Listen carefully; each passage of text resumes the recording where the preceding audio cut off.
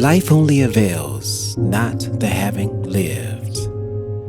Power ceases in the instant of repose. It resides in the moment of transition from a past to a new state, in the shooting of the gulf, in the darting to an aim.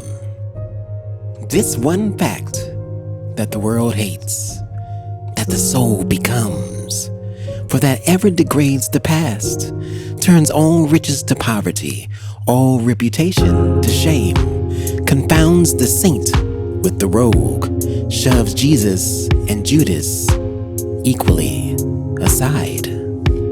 Why then do we prate of self-reliance? Inasmuch as the soul is present, there will be power not confident but agent. To talk of reliance is a poor external way of speaking. Speak rather of which relies because it works and is. Who has more obedience than I masters me, though he should not raise his finger. Round him, I must revolve by the gravitation of spirits.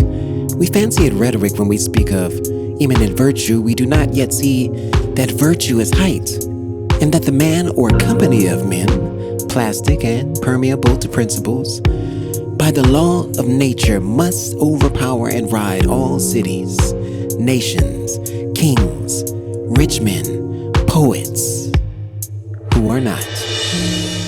This is the ultimate fact which we so quickly reach on this as on every topic.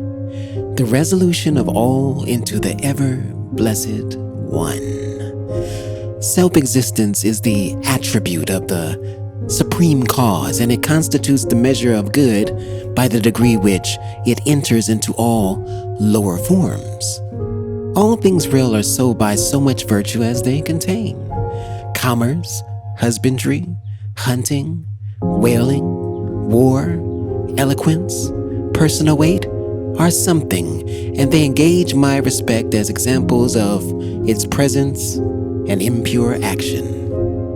I see the same law working in nature for conservation and growth.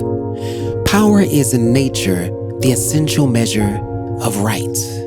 Nature suffers nothing to remain in her kingdoms which cannot help itself.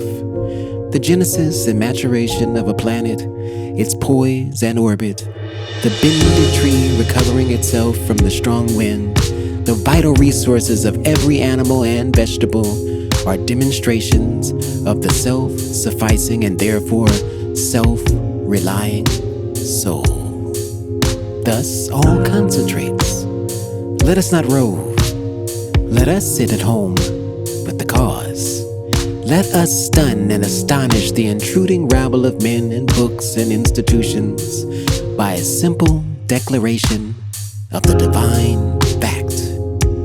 Bid the invaders take the shoes from off their feet, for God is here within. Let our simplicity judge them, and our docility to our own law demonstrate the poverty of nature and fortune beside our own native riches.